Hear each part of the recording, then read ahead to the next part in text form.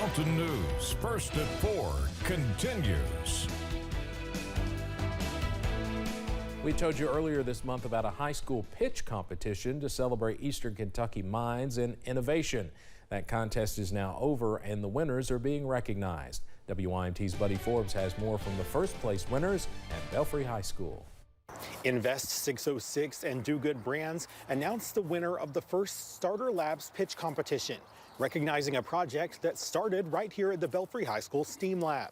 Aubin, a robot created by Belfry sophomores Jonah Adkins and Brendan Hackney, is focused on growing industry in the mountains by helping to grow plants. The robot, designed for automated vertical farming, was one of 10 projects submitted to the pitch competition. Adkins says it was nice to see a contest celebrate the young minds of the mountains. But, I mean, if you really put the top minds all together, it really shows you, like, how talented we are, and that there needs to be more attention brought to everybody, not just us. The duo plans to continue modifying the project, adding things like watering capabilities in the future.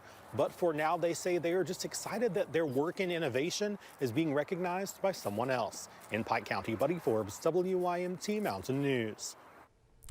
6 counties were represented in the contest, and Pike County was the most represented with 4 submissions. You can see more from the winning Belfry team coming up tonight at 6.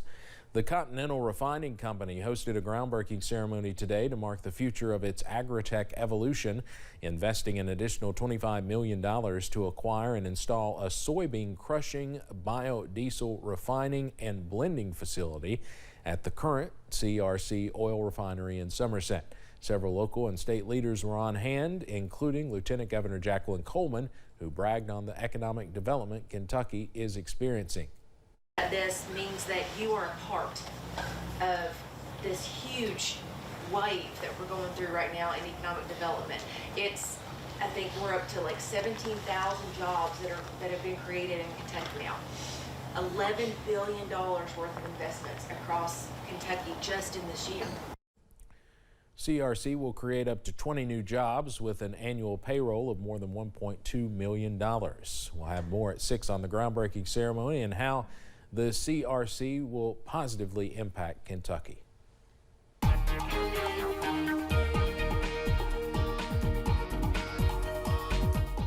Well, we've been talking about mild weather for the past few days, but we're actually right where we should be for today, and that's in those mid to upper 40s around the region. I-75 at London, you see the some of that sunshine moving overhead there. We've had off and on clouds today. In fact, I'd venture to say more clouds than sun.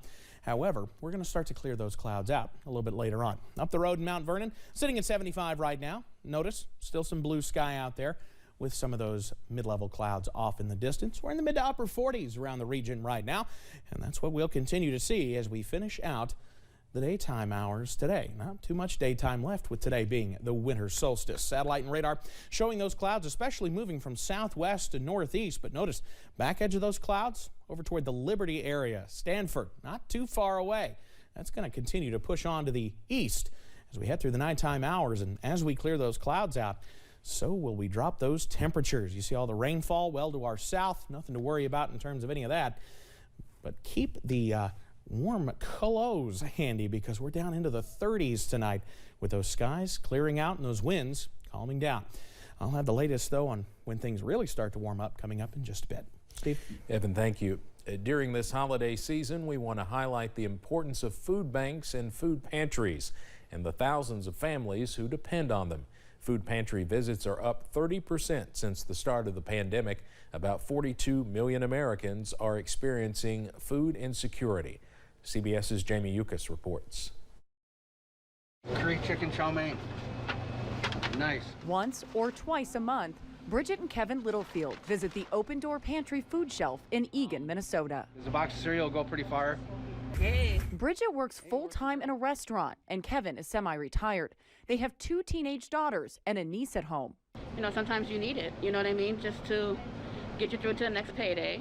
We have about 8 to 10 million pounds of food in this warehouse. Million with an M. Yes. Allison O'Toole is the CEO of Second Harvest Heartland, one of the largest food banks in the country. Out of here, we can get 3 things. Second Harvest Heartland supplies Open Door Pantry, where the Littlefields go. When you look at people like the Littlefields, I think one of the things that strikes me is that the mother works for a restaurant. She works in food service and she needs to be able to still feed her family and can't. That's right. Are there dozens, hundreds of families like that? Thousands of families like that. Inflation isn't helping the situation. According to the USDA, grocery prices were 5.4% higher last October than they were the year before, and the price of meat has increased double digits. O'Toole says it's leaving families strapped, and it's also impacting food banks who source their own food. I think there's this idea that because you're a charity, you must be able to source for free. We don't. We've purchased more food than ever before. Anything out of here you want? Back at the Open Door Food Pantry, the Littlefields are grateful.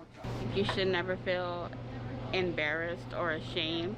You know, if you need help, come get it, you know, and then when you're able to, you give back, kind of like what we do. Because at times, Littlefield says we all need that little extra help. You guys take care. Thank you, sweetie. Stay warm out there. Yeah. Jamie Yukis, Brooklyn Park, Minnesota. The U.S. Secret Service is boosting its efforts to squash COVID-19 related fraud. Officials say more than $1.2 billion has already been seized from those trying to take advantage of the ongoing pandemic. Officials say modern conveniences such as online banking and cryptocurrencies allow fraudsters to move money more quickly. Law enforcement officials say a spike in COVID-19 cases could result in a rise of COVID-related scams. President Joe Biden is making 500 million free COVID tests available to Americans. The president announced the new testing measures during a statement at the White House this afternoon. They will purchase 500 million at-home rapid tests to be delivered to Americans for free starting in January, and they will set up more federal testing sites, including one in New York City that will open before Christmas. Coming up on First at 4, another COVID-19 oral treatment shows promise. We'll have that and more in our Money Watch report. And I've got the latest Christmas travel forecast ahead, and spoiler alert, it doesn't look too bad. I'll have those full details on the way.